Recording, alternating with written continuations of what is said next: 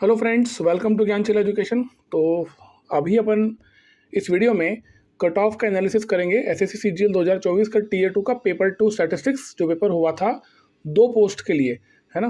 तो जेएसओ और SI grade 2 यहाँ पर दो पोस्ट है जिनके लिए पेपर होता है और इन दोनों पोस्ट का ही कट ऑफ का एनालिसिस करेंगे। इसमें स्पेसिफिकली मैं जेएसओ की बात करूँगा क्योंकि एसआई ग्रेड 2 जो है उसके लिए ऐसा है कि जो बच्चा उसके लिए एलिजिबल होगा ना, मोस्ट प्रोबेबली उसको जॉब मिल ही जाएगी क्योंकि उसमें कंपटीशन बहुत कम होता है।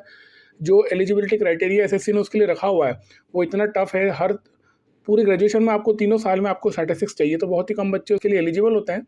तो मैं उसके ऊपर नहीं कर रहा, मैं केवल जेएसओ की बात करूँगा कट ऑफ का। ठीक है, जेएसओ में हमारे पास में 725 वैकेंसी है, तो वो ऑब्वियसली बात है, एस्पिरेंट्स भी बहुत ज़्यादा है इस साल। तो स्टार्ट करते हैं। सबसे पहली बात तो जो पेपर का लेवल था वो नॉर्मल था, है ना तो टफ था ना इजी था। कई बच्चों ने पढ़ाई नहीं की थी, उनको लग रहा था कि टफ है। जिनने न्यूमेरिकल पढ़ लिए, थ्योरी आ गई तो उनको लगा कि पेपर टफ था, जबकि ऐसा बिल्कुल नहीं था। पेपर का जो लेवल था वो जैसा आता है वैसा है। ठीक है, मैं आपको पिछले 6-7 सालों का एक्सपीरियंस से बता रहा हूँ, मैं बहुत क्लोजली ऑब्जर्व कर रहा हूँ, है ना। और जैसा कि मैंने कहा था कि थ्योरी अच्छे से पढ़ लेना, थ्योरी हाईली स्कोरिंग होती है। तो जिन्होंने मेरी बात मानी और एंड मोमेंट पे जिन्होंने ढंग से पढ़ाई कर ली, उनके लास्ट दिन में भी अच्छे स्कोर कर लिया, मतलब कि 15-20 दिनों में अच्छे पढ़ाई करके स्कोर किया। ठीक है, तो अब आते हैं अपन कट ऑफ पे। कट ऑफ में ना क्या फैक्टर्स कंसिडर कर रहे हैं। सबसे पहले तो मैं डिस्क्लेमर दे दूं कि यहाँ पे मैं जो भी तरीका अपना रहा हूँ, मतलब जो भी फैक्टर्स मैं कंसिडर कर रहा हूँ, मैं आपको सब कुछ एक्सप्लेन कर दूंगा कि मैं कैसे कर रहा हूँ। लेकिन इसके बाद भी इस चीज़ को आप फाइनल मत मानना क्योंकि ये एस्टिमेटेड है। यहाँ पर मैं बहुत सारे फैक्टर्स इसको इन्फ्लुएंस कर रहे हैं।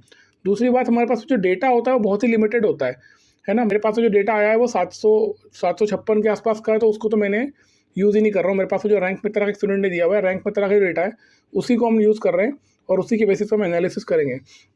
तो यहाँ पर क्या क्या फैक्टर्स होते हैं जो आपके एनालिसिस को इफेक्ट करते हैं, आपको कंसिडर करना पड़ते हैं, है ना, एनालिसिस में।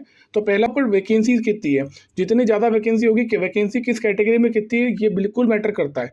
किसी कैटेगरी में वैकेंसी कम है तो ऑटोमेटिकली कट ऑफ ऊपर चला जाता है। ठीक है, फिर उसी के अकॉर्डिंग उसमें किसी कैटेगरी में कंपटीशन कितना है वो भी मैटर करता है।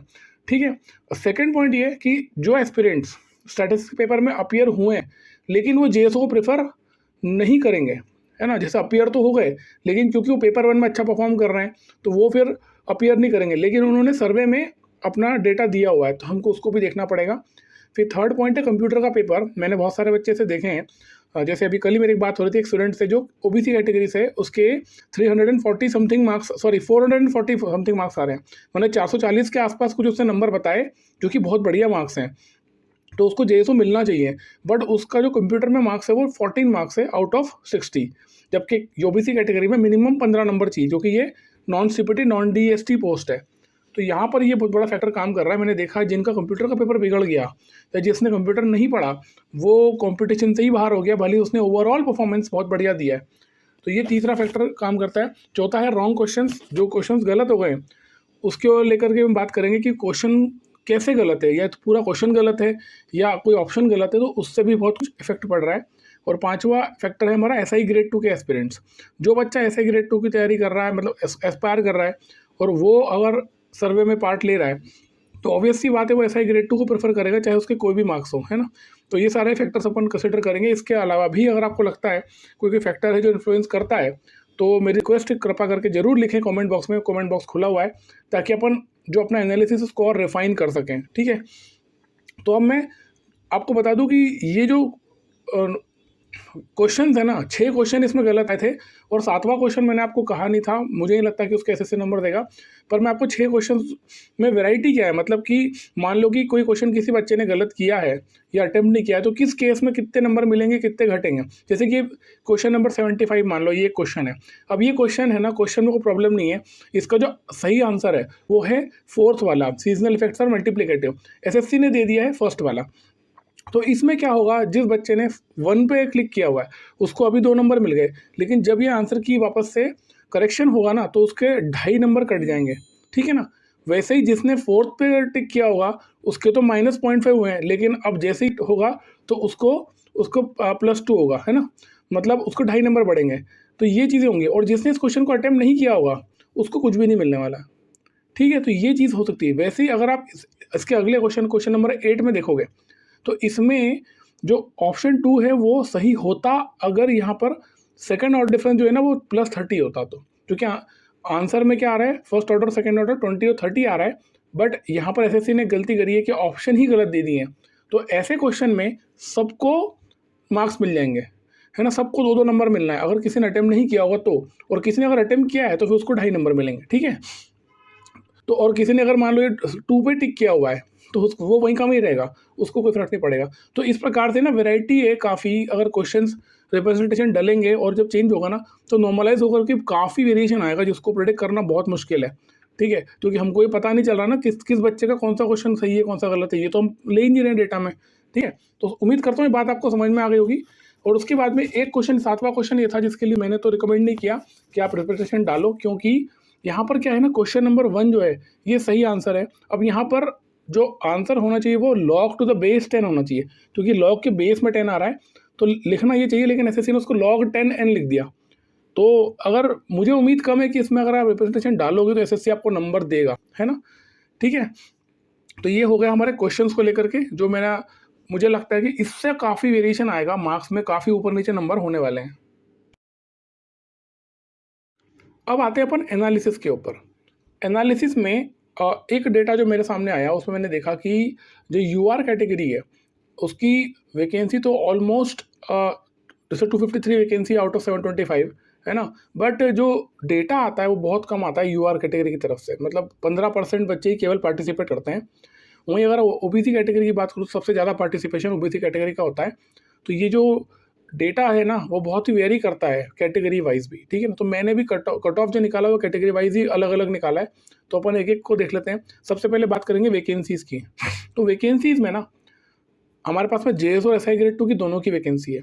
अब हम जब इस डेटा को एनालाइज कर रहे हैं जो मेरे पास में आया, उसमें हम दोनों को कंसिडर करेंगे, क्योंकि वो सारे बच्चे जो स्टैटिस्टिक्स का पेपर दे रहे हैं वो दोनों या तो जेएसओ के लिए दे रहे हैं या एसआई ग्रेड 2 के लिए दे रहे हैं या दोनों के लिए दे रहे हैं, है ना।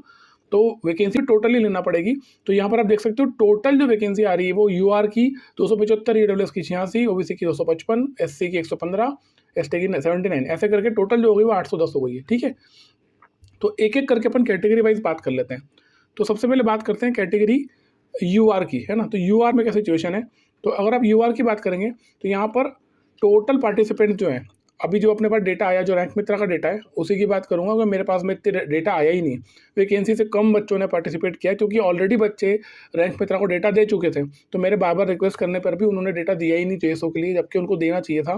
तो मैं ज़्यादा अच्छा कर पाता, बट ठीक है कोई बात नहीं। कुछ मतलब मैंने जो क्वेश्चन पूछे थे वो मैं चाहता था मेरे तक आए तो मैं ज़्यादा अच्छी तरह हेल्प कर पाता, बट कोई बात नहीं, जाने दो। 5307 बच्चों ने, टोटल बच्चों ने सर्वे का डेटा दिया है जो रैंक मित्रा वाला है ना। उसमें यूआर के जो बच्चे हैं वो 920 स्टूडेंट्स हैं, ठीक है। अब यहाँ पर टोटल वैकेंसी अपने को पता है 253 + 22, टोटल वैकेंसी कितनी है यूआर की 275 है।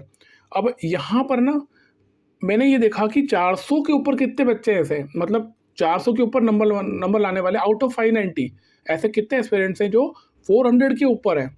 तो ऐसे 325 बच्चे हैं जो 400+ मार्क्स ला रहे हैं आउट ऑफ 590, है ना। और ये मैं आपको हर कैटेगरी का बताऊंगा, क्योंकि मैं आपको ये बताना चाहता हूँ कि आपकी कैटेगरी में एक्चुअल कंपटीशन कितना है। मतलब आपको ये मालूम होना चाहिए कि 400 के ऊपर कितने बच्चे लेके आ रहे हैं मार्क्स, क्योंकि 400 के ऊपर लाना एक अच्छा मतलब रिमार्केबल अचीवमेंट मानता हूँ, है ना। तो 325 एस्पिरेंट्स तो ऐसे हैं जो 400 के ऊपर लेके आए, ठीक है। इसके बाद में अब एक नंबर अपन देते हैं 330 मार्क्स, 330 मार्क्स इन पेपर 1। हम ये मान के चल रहे हैं कि जो 330 मार्क्स लेके आ रहा पेपर 1 में, ठीक है, वो बच्चा होगा, वो पॉसिबिलिटी है, बहुत ज़्यादा पॉसिबिलिटी कि वो अदर पोस्ट ही लेगा, वो जेएसओ नहीं लेगा, है ना। अब ऐसा ज़रूरी नहीं है हालांकि, क्योंकि मैंने पर्सनली भी जानता हूँ बच्चों को जो जैसे 332 कोई लेके आ रहा है, 335 कोई लेके आ रहा है और उसके बाद भी वो जेएसओ ले रहा है। तो उसका रीज़न ये है कि वो खुद 30 साल ऊपर हो चुका है, वो एलिजिबल ही नहीं है जेएसओ के अलावा किसी पोस्ट के लिए। तो वो तो 350 लाए 60 लाए तो भी वो जेएसओ में ही जाएगा, समझ में आ गया। तो फिर भी अपन मान के चल रहे हैं, मैंने देखा कि कितने एस्पिरेंट्स हैं जो 330 के ऊपर आ रहे हैं। तो ऐसे 61 एस्पिरेंट्स हैं जो 330 के ऊपर ला रहे हैं, तो इसको अपन हटा सकते हैं अपनी लिस्ट में से, ठीक है। इसके बाद में क्योंकि ये जो यूआर कैटेगरी इसको बोलते ही ओपन कैटेगरी, ये सबके लिए होती है। तो कई बार ये होता है ना कि दूसरी कैटेगरी के एस्पिरेंट्स भी यूआर में कट ऑफ क्लियर करते हैं, तो उसको भी अपने को इंक्लूड करना पड़ेगा। तो ये सारे फैक्टर्स मैंने इंक्लूड किए हैं और उसके बाद में जो मैंने एनालाइज किया उससे ये पता चला कि इसका जो कट ऑफ है वो 410 के आसपास होना चाहिए। इसको ±5 आप कर सकते हो, पर मेरे हिसाब से इतना कट ऑफ यूआर का जाना चाहिए। ठीक है, अब इसके बाद आते हैं ईडब्ल्यूएस कैटेगरी। तो ईडब्ल्यूएस की जो टोटल पार्टिसिपेंट्स है वो है 766 और ईडब्ल्यूएस कैटेगरी से 229 ऐसे बच्चे थे जिन्होंने 400 के ऊपर स्कोर किया है। ठीक है, तो ये हमारा यहाँ तक का हो गया। मेरे को खाली आपको ये बताना है कि अगर आप ईडब्ल्यूएस से आते हो तो आपकी कैटेगरी में कंपटीशन कितना है। ठीक है, क्या बच्चे परफॉर्म कर रहे हैं। ठीक है, यहाँ पर वैकेंसी कितनी है, टोटल 86 वैकेंसी है, मतलब 75 जेएसओ में और 11 एसआई ग्रेड 2 में। ठीक है, तो 86 वैकेंसीज हैं। अब 325 के ऊपर जितने बच्चे स्कोर कर रहे हैं वो 66 पेपर 1 में है ना। तो ये सारे फैक्टर्स को मैं कंसिडर करता हूँ तो इसका कट ऑफ निकल के आता है 412, जो मेरे अकॉर्डिंग होगा। यूआर से ज़्यादा ही होगा इस बार भी, क्योंकि इसकी वैकेंसी कम है ना यूआर से। बट जो मैंने कंपटीशन लेवल देखा वो मोर और लेस इक्वली है, जैसे यूआर में जो कंपटीशन होता है उतना ही ईडब्ल्यूएस में होता है। ठीक है, ये हो गया अपना ईडब्ल्यूएस का। इसके बाद आते हैं ओबीसी कैटेगरी। तो 2079 बच्चों ने डेटा दिया। ठीक है, अबव 400 जो मार्क्स हैं वो 546 एक्सपीरियंस के हैं। टोटल वैकेंसीज की 255 है और 320 के ऊपर, क्योंकि हमें मान के चल रहे हैं ओबीसी कैटेगरी को आता है और 320 के ऊपर वो स्कोर करता है तो डेफिनेट सी बात है वो अदर पोस्ट में जाएगा। तो इसलिए हमने एक नंबर ले लिया, 358 बच्चे यहाँ पर 320 के ऊपर स्कोर कर रहे हैं। तो इन सब फैक्टर्स को एनालाइज करके, इन सब को कंसिडर करके अगर हम देखें तो इसका कट ऑफ जो आ रहा है वो आ रहा है 385 ±5। ठीक है, इसके आसपास बैठना चाहिए इसका कट ऑफ। ठीक है, इसके बाद अगर बात करें तो एससी कैटेगरी का टोटल जो डेटा आया वो आया है 858 है ना। 858 में अगर देखेंगे कितने बच्चों ने एससी कैटेगरी से अबव 400 स्कोर किया तो वो है 74 एस्पिरेंट्स इस डेटा में है ना। और 115 टोटल वैकेंसी है एससी कैटेगरी की। तो एस्पिरेंट स्कोरिंग अबव 305 जो है वो पेपर 1 में वो है 159, मतलब 305 के ऊपर। क्यों, क्योंकि हम जो एनालिसिस है वो यही है कि एससी कैटेगरी का जो कट ऑफ है वो 305 के आसपास जाना चाहिए। तो हम मान के चल रहे हैं कि इतने एस्पिरेंट्स तो पेपर उधर ही जाएंगे अदर पोस्ट में। ठीक है, तो और जितने भी फैक्टर्स थे उसको कंसिडर करने के बाद में मेरे हिसाब से जो कट ऑफ आया वो आया है 374 हाँ ना, 374 एससी कैटेगरी। ठीक है, वैसे अगर एसटी कैटेगरी की बात करें तो यहाँ पर टोटल जो डेटा आया वो 536 बच्चों का आया है और 400 के ऊपर स्कोर करने वाले 20 एस्पिरेंट्स हैं, 79 टोटल वैकेंसी है। ठीक है, तो एस्पिरेंट्स जो 300 के ऊपर जो स्कोर कर रहे हैं वो 80 बच्चे ऐसे हैं जो पेपर 1 में 300 के ऊपर ला रहे हैं। ठीक है, तो मेरे हिसाब से जो इसका कट ऑफ होना चाहिए वो अप्रॉक्सीमेटली 354 होना चाहिए। ठीक है, तो ये ओवरऑल एनालिसिस था और जितने फैक्टर्स मैं कंसिडर कर पाया मैंने कर लिया है ना। इसके अलावा अगर आपको लगता है कि कुछ भी ऐसा है जो इंक्लूड करना चाहिए या कुछ छूट रहा है या कुछ भी ऊपर नीचे आपको लगता है तो कमेंट बॉक्स खुला हुआ है, बिल्कुल मुझे कमेंट करो। अपन इसको और रिफाइन करने की कोशिश करेंगे। जितना मैंने बता दिया वो तो आपके सामने है ही, बट इसके अलावा भी आपको कुछ लगता है तो ज़रूर मेरे से बात करो और मुझे बताना, तो अपन इसको और देखेंगे। बट मेरे हिसाब से ये कट ऑफ होना चाहिए और ये बात तो सच है कि कट ऑफ वाकई में ज़्यादा गया है, क्योंकि उम्मीद नहीं थी, क्योंकि वैकेंसी ज़्यादा थी तो मेरे को उम्मीद थी कि कट ऑफ कम होना चाहिए। बट वैकेंसी ज़्यादा थी तो शायद बच्चों ने ज़्यादा अच्छा पढ़ाई कर ली, ज़्यादा अच्छा परफॉर्म कर लिया, नंबर बहुत अच्छा है। और इसीलिए मैंने आपको हर कैटेगरी का ये बताया है कि हर कैटेगरी में ऐसे कितने बच्चे हैं 400 के ऊपर नंबर लेके आ रहे हैं। तो वो भी एक इंपॉर्टेंट फैक्टर है कि उससे आपको एक अनुमान लगता है कि आपकी कैटेगरी में परसेंटेज ऑफ स्टूडेंट्स कितने हैं ऐसे। जैसे अगर आप यूआर की अपन ने देखा तो 920 में से 325 बच्चे ऐसे हैं जो 400 के ऊपर आ रहे हैं ना।